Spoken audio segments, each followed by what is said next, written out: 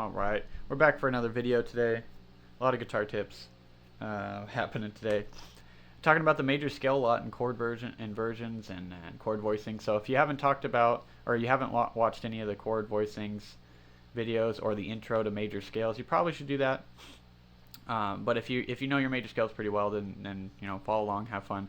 And I'm just going to go in a couple different positions that I think are very helpful, and then ways of practicing the major scale that's really helpful for understanding the neck layout and kind of creating a grid for yourself to be able to create your own chord voicings, or at least understand stock chord voicings better. So we'll do it in the key of G. The last couple videos were in C, but let's do it in the key of G. Why not? And so a lot of people know this scale shape: 1, 2, 3, 4, 5, 6, 7, 1, 2, 3, 4, 5, 6, 7, 1, which is just a stock major scale shape. And if you can't do what I'm doing right now, where I'm kind of like talking and just playing the scale, you don't have to be talking, but if you can play the scale without really thinking too hard, that's a good sign that you have the scale in your muscle memory.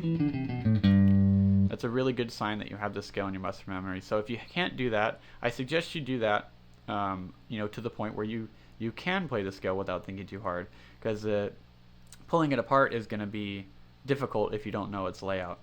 And so aside from just practicing it up and down,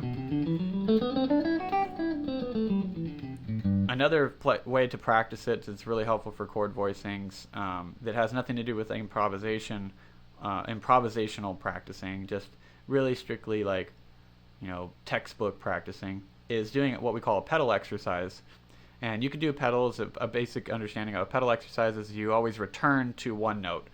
So you play that note, you go to the next note in the scale, and then you come back to where you started. That's essentially what a pedal is. There's pedals in all sorts of music, but it was a common movement and common effect in a lot of classical music, especially like early or like mid-Baroque era classical music, and also early just classical era music. Pedal exercises are come from like a lot of organ music. But anyways, sorry, I'm getting a little off track. Pedal, you come back to the note that you start on.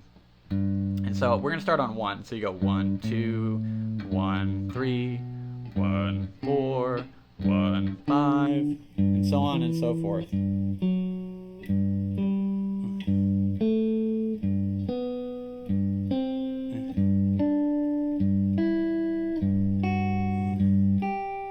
Now, just like I played it like that, where it's kind of slow and a little bit choppy, that's a fine way to start.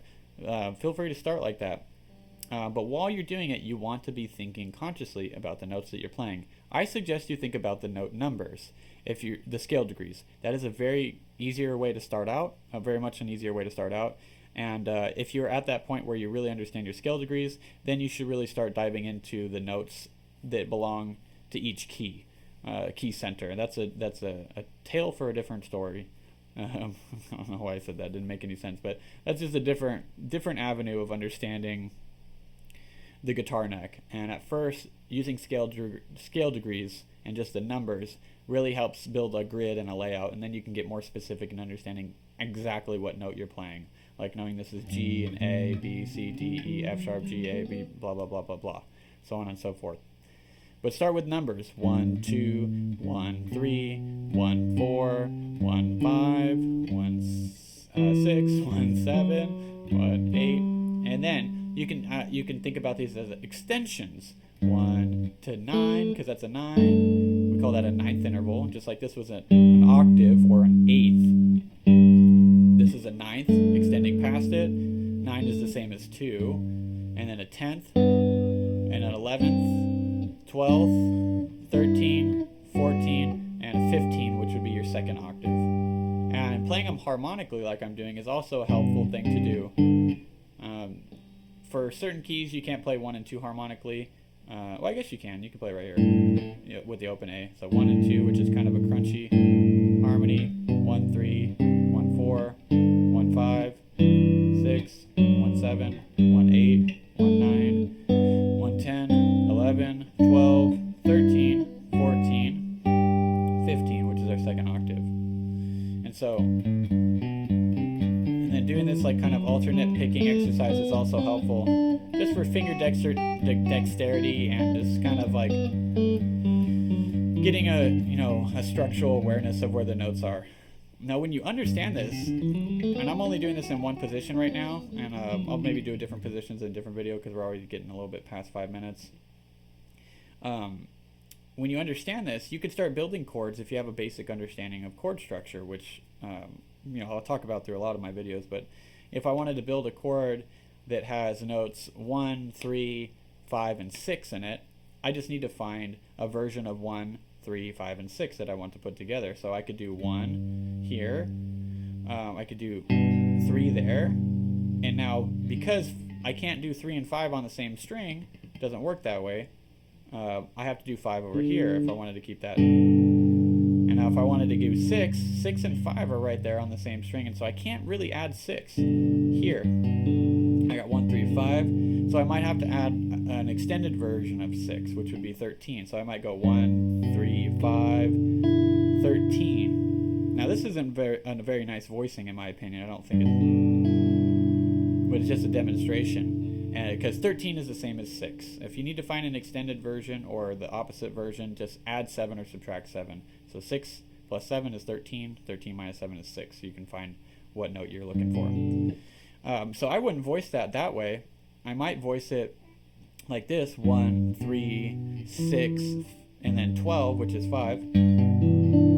That's a lot warmer, a lot nicer sounding to me. And so the stack and the chord voicing does make a big difference. I'm using the same notes, but when I did 1, 3, 5, and then 13, or 1, 3, 5, 6, it just doesn't have a nice ring to it. But if I did 1, 3, 6, and then put the 5 up here on note 12, that's a lot nicer. And I can also do this chord: 1, 5, 10, which is 3, and then 13, which is 6. 1, 5, 3, 6. That's a nice voicing too. Not as warm, a little bit more open, but